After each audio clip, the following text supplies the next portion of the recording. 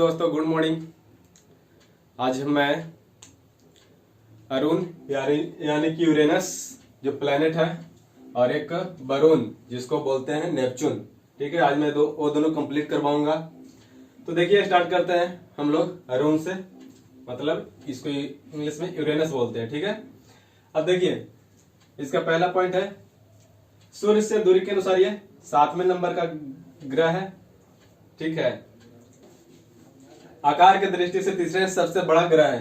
आकार की जो दृष्टि से है तीसरा सबसे बड़ा ग्रह है, ठीक है।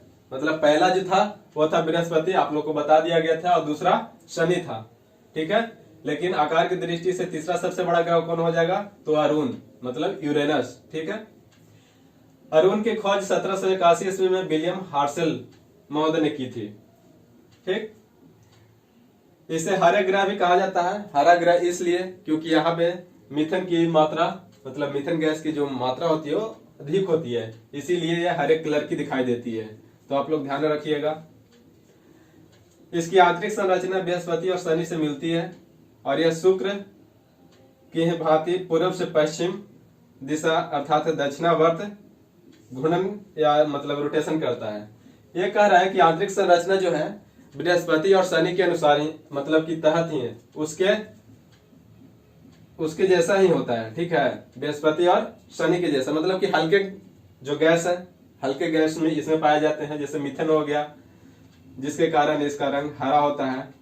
और ये कह रहा है कि शुक्र की भांति ही पूरब से पश्चिम और जो जितने भी ग्रह हैं, शुक्र और अरुण को छोड़कर और जितने भी ग्रह हैं वो सारे क्या करते हैं कि पश्चिम से पूरब, मतलब कि ये पश्चिम हो गया, ये पूरब हो गया, तो ये एंटी क्लॉकवाइज घूमते हैं। लेकिन ये दो ग्रह ऐसे हैं, शुक्र और अरुण, ये दो ग्रह ऐसे हैं जो कि पूरब से पश्चिम, या बोल सकते हैं इसको दक्षिणावर्त, या फिर बोल सकते हैं इसी को क्लॉकवाइज। तो आप लोग ध्यान में रखिएगा कि कौन क्वेश्चन पूछ लिए जाते हैं कि कौन दो ग्रह हैं जो कि पूरब से पश्चिम दिशा की ओर घूमते हैं, ठीक है। तो आप लोग ध्यान में रखिएगा, शुक्र और अरुण। नेक्स्ट आते हैं हम लोग इसका प्लायन वेग। जो अरुण का प्लायन वेग है वो है 22 किलोमीटर पर सेकंड की रफ्तार से ये घूमता है अपने अक्ष पे, ठीक है। अब देखिए जब ये शुक्र और ये अरुण जो है पूरब से पश्चिम दिशा की ओर मतलब कि घूमेगा, रोटेशन करेगा, तो यहाँ पे क्या होगा, सूर्योदय जो होगा उल्टा दिशा में होगा। मतलब सूर्योदय हम लोग का आता है पृथ्वी पे पूरब की ओर, तो यहाँ पे क्या होता है, सूर्योदय पश्चिम की ओर होगा, ठीक।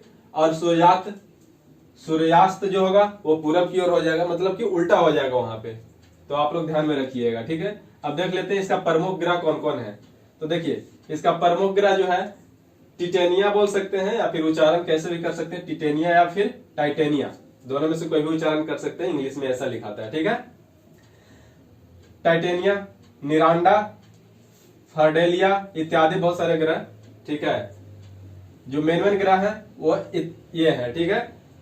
अब यहाँ पे जो टिटेनिया है, जिसको टाइटेनिया बोलते हैं, टाइटेनिया जो है इसका सबसे बड़ा उपग्रह माना जाता है।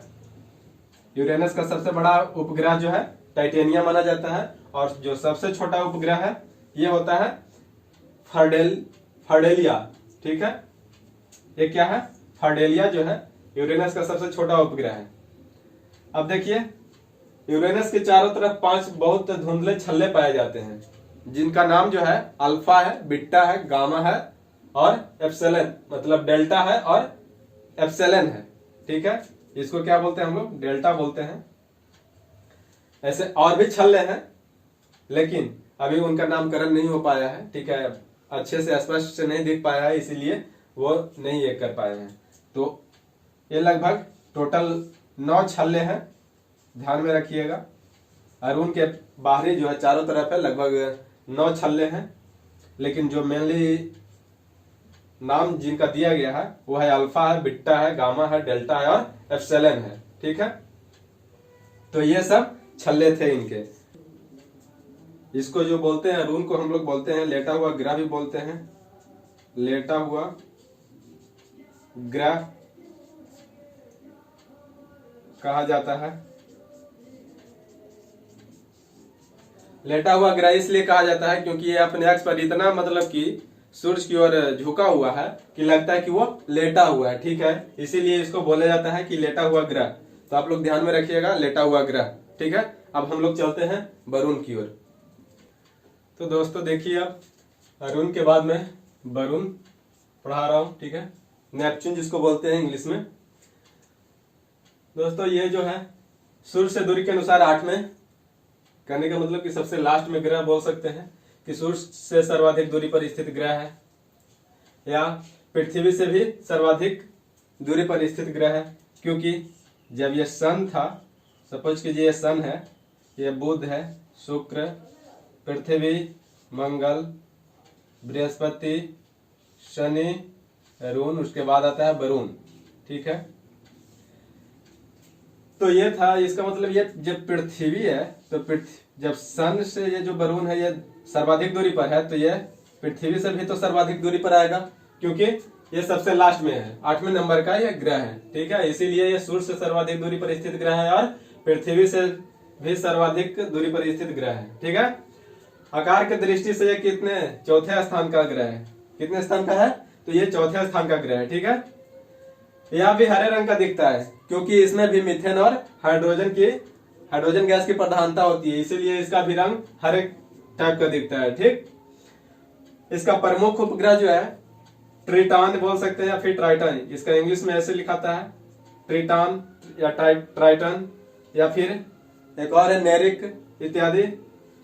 तो ये सब जो है प्रमुख उपग्रह है। ठीक है, वरुण का जो सबसे बड़ा उपग्रह है ना, वो है ट्राइटन या फिर ट्रिटॉन बोलते हैं उसको। वरुण का जो आंतरिक संरचना है वो यूरेनस यानी कि इसको हिंदी में बोलते हैं अरुण। अरुण की ही भांति मतलब की है, ये यूरेनस है और ये नेपच्यून है, नेपच्यून। ठीक है, तो इसकी आंतरिक संरचना तो अरुण की भांति है, क्योंकि आप लोग को बता दिए हैं कि इसके वायुमंडल में मीथेन और हाइड्रोजन, जैसा कि अरुण के भी वायुमंडल में मीथेन गैस की प्रधानता थी, इसीलिए उसका भी कलर हरे रंग की थी। ठीक है, अब देखिए इसकी भविष्यवाणी क्या था ना, वरुण का जो भविष्यवाणी किया था वो जॉन कॉच एडम्स तथा लेवेरियर महोदय ने किया था कि ये कोई ग्रह है, लेकिन इसका जो स्पष्टीकरण किया गया वो 23 सितंबर 1846 ईस्वी 23 सितंबर 1846 ईस्वी को दूरबीन के द्वारा किसने देखा था, तो वो देखा था जोहान गाले महोदय के द्वारा देखा गया। तो पता चला कि नहीं भाई, जो एडम्स और लेवेरियर महोदय जो भविष्यवाणी किए थे वो भी सत्य है, इसमें सत्य माना गया। ठीक है, इसीलिए इनकी भविष्यवाणी भी सत्य मानी गई। तो कह सकते हैं कि इसकी खोज जो किया था ये तो टोटल मिला के जॉन गाले ही कहा जाएगा, क्योंकि सबसे पहले इन्होंने ही दूरबीन के द्वारा देखा गया। ठीक है, तो दोस्तों ये थी अरुण और वरुण, मतलब कि यूरेनस और नेपच्यून। ठीक है, अब आइए हम लोग वीडियो के लास्ट में, हर एक वीडियो के लास्ट में 10 क्वेश्चन देते हैं। अब देखते हैं टॉप 10 क्वेश्चन क्या है। ठीक है, तो चलिए चलते हैं। तो दोस्तों अरुण और वरुण मैं ये सारे प्लेनेट करवा दिया हूँ। ठीक है, अब देखिए इतना दिन से टेस्ट मैच खेल रहे थे हम लोग, अब हम लोग 2020 खेलेंगे ग्रह एक नजर में। उसमें बहुत सारा क्वेश्चन बताया जाएगा, जो कि हो सकता है कि पीछे और भी जितने ग्रह पढ़ाए उसमें वो क्वेश्चन नहीं पूछा गया हो। ठीक है, तो आप लोग अगले दिन का इंतजार कीजिए, अगले वीडियो का।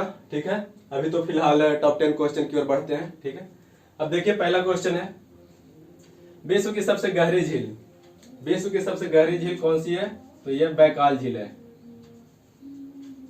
बैकाल झील जो कि साइबेरिया में है। दूसरा क्वेश्चन, विश्व की दूसरी सबसे गहरी झील टैंगानिका झील जो कि अफ्रीका में है। तीसरा नंबर का क्वेश्चन है, विश्व की सबसे निचली झील, तो निचली झील का मतलब क्या है, जिसका तली सबसे नीचा हो। ठीक है, तो मृत सागर बोलते हैं, मृत सागर एक झील है जिसको बोल सकते हैं इंग्लिश में डेड सी।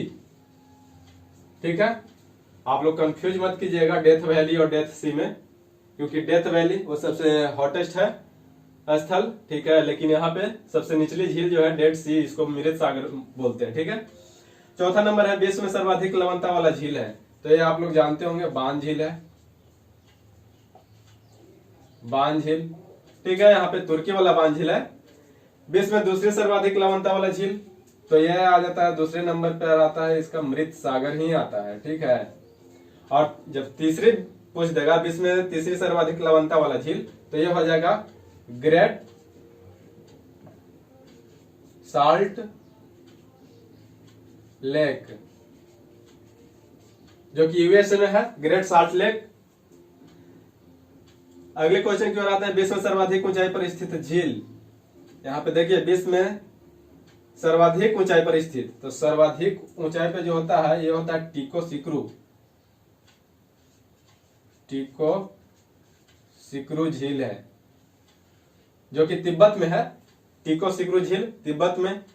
नेक्स्ट नंबर है विश्व में सर्वाधिक ऊंचाई पर स्थित नौका गम्य झील। अब देखिए यहाँ पे था कि सर्वाधिक ऊंचाई पर स्थित था, लेकिन ये कह रहा है कि विश्व में सर्वाधिक ऊंचाई पर नौका गम्य झील, जिसमें नाव चलाया जा सकता है, ठीक है।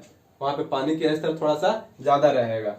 तो ये है आपके टीटीकाका झील, टीटीकाका, ठीक है, जो कि पेरू और बोलेविया के बॉर्डर पे है। टीटीकाका झील है, झील कर दीजिए यहाँ पे, ठीक है।